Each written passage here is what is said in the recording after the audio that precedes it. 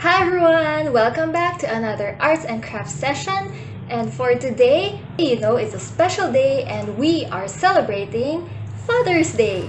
So please give me the opportunity to greet all the fathers out there, the father, grandfather, great-grandfather, aspiring fathers, and even to those who play father figure to younger generations out there.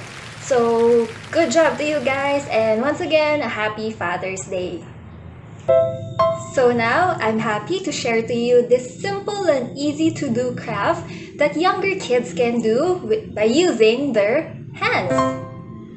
Ideally, kids will be using their hands to make this card, and it is a good sensory activity also for them.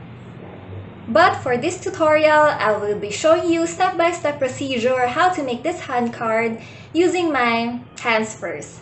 It's a bit big, so I just tinker around it.